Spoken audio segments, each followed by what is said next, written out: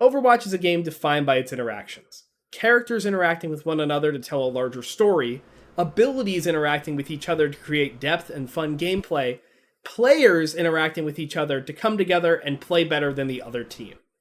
These are all aspects that make this game unique, fun, and engaging. When you play a game of Overwatch, your enjoyment comes from the character you play and how that character interacts with everything else in the game.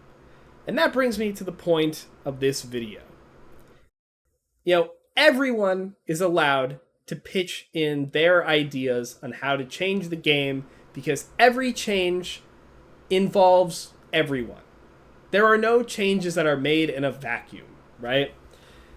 Basically, I don't want this video to become a rant. I've got a couple of points that I want to make, but recently in some of my videos and stuff that I have been making, I've had a lot of people kind of come in and use the fact that they play a certain role or a certain character as evidence against why my or anyone's opinion doesn't really matter, and that since they're the ones who play it, they're the ones that should be listened to.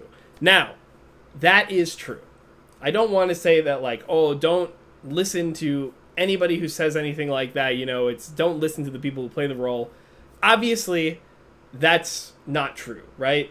But I do want to go into the idea that the game is very dynamic, and it is the fact that interacting with characters, playing with, playing as, and playing against them are all parts of the game. Characters or roles, even. That other people's opinions, even if they don't play those characters exactly, it still affects them, and the changes that we make to those characters and roles still affects everybody. So we all have some kind of opinion or something to say about these changes that they make. So basically what I've written down here is that the experience of one role or character does not invalidate the experiences of the others, right? Think about the tank changes that are coming, right? The tank role has sucked for a little bit, right? It's been much harder to play. Its actual power is debatable, but when you play it on ranked, it just feels harder to play. And they are making changes to alleviate some of that frustration. I don't like those changes, and I have expressed my frustration with them about the direction that they go. Do they make the tank role more fun? Do they make the tank role better? Yes. However, it makes interacting with the tank role as other roles and even other tanks less fun. So it doesn't matter if you play tank and all of that. Like, if you only play tank and you think this is good that tank is getting buffed, the way that it's getting buffed isn't great. And I have said this a lot of times. I've made a couple videos about this now on TikTok and like full YouTube videos, and I very often have gotten comments that are just like, obviously this guy doesn't play tank. The tank experience needed to change. We needed these changes. Yes, the tank experience needed to change. I do actually play tank. In fact, I considered it my main role for a very long time in Overwatch 2.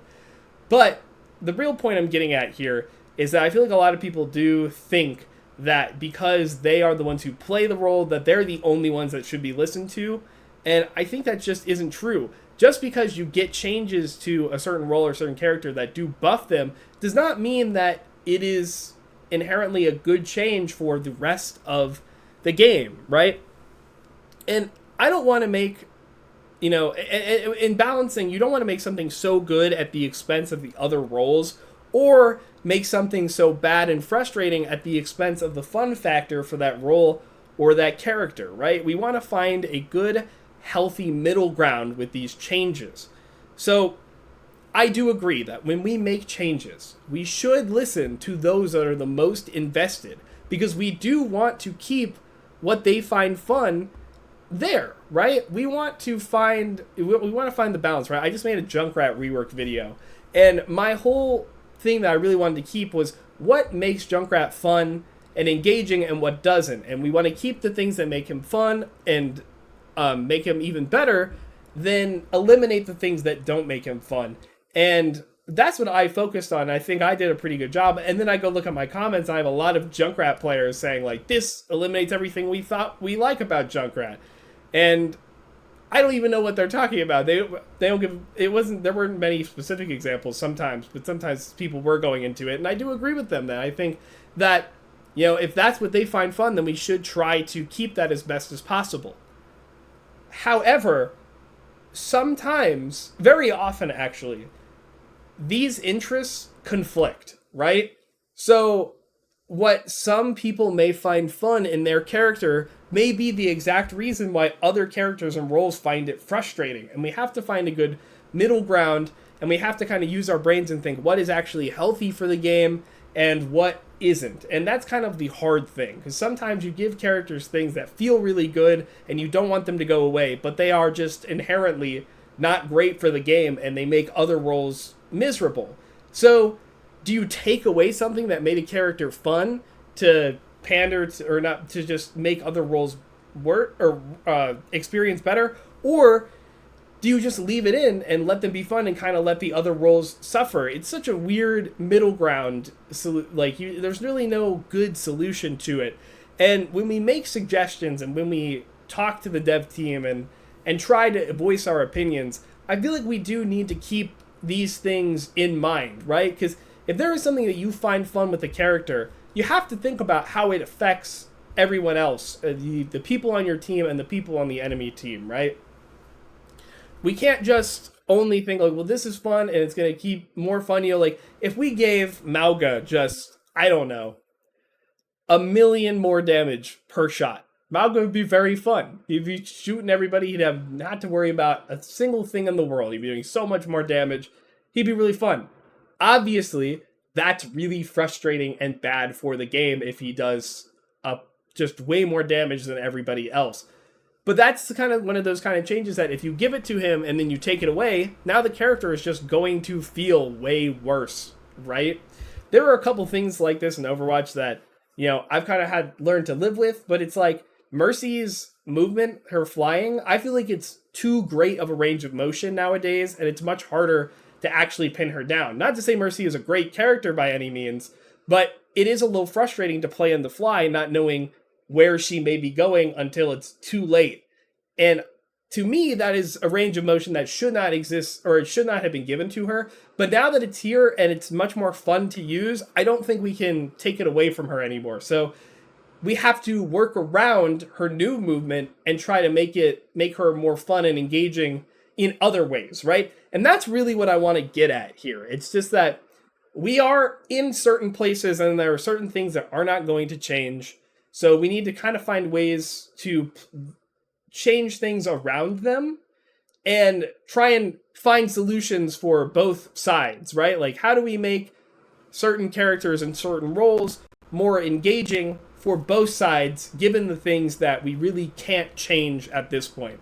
The new DPS passive changes, I don't like, and the reason I'm being so vocal about them is that I don't want to get to a place where they come into the game and people become so used to them that when they take them away, the role is going to feel worse. I would rather we not introduce this kind of stuff in the first place and find alternative solutions that are going to allow us to not, for the role to be more interactable, basically. So I don't play every single character in the game, but I do make suggestions about other heroes and roles and interactions because they affect me at the end of the day. They affect everybody at the end of the day. And I do try to keep in mind all of these other factors about balancing, about playing the character, fun factor, frustration factor from all sides when I make these kind of suggestions. And I do want to encourage everyone else, when you're typing your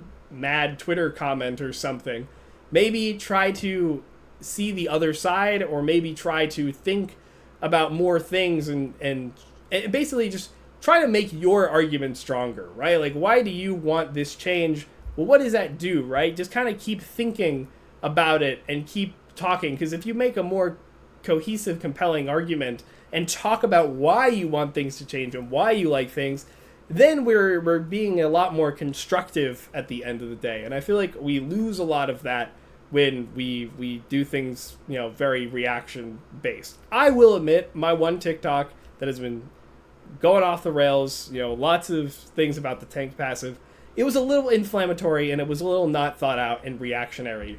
And I made a couple more videos expressing more in-depth reasons why I don't like the changes. And I'm trying to be a little more optimistic about it, because again, we haven't had this patch yet. But, I do think there is still a place for this kind of constructive criticism. And I don't want, the experience of tank players just wanting their role to feel better to drown out the valid criticism of these tank changes. And they are right. Again, the tank role should be changed and it does need some help. It's just that how we help it is the problems, right? So making sure I've caught all of my points here. Changes to certain characters or roles may make others weaker or less engaging, which isn't always a good thing. I'm talking about these tank changes again. I feel like I'm a broken record. It's like the third video I've talked about these tank changes in a row. But, if we just allow so many we just change these things without thinking about how it affects the other roles necessarily, or how the other roles feel, which I think is really crucial. How does it affect the feeling of other roles? And it's just going to feel worse to play against tank. And I feel like that is just not what we really want to do. And that's what I have expressed a lot. I realized that I did not swap my camera over to the background footage or even start the background footage. So when I edit this, I'm just going to put some background footage in the back. But again, I don't want to ramble. I don't want to keep going because I don't really have a definitive end to this topic.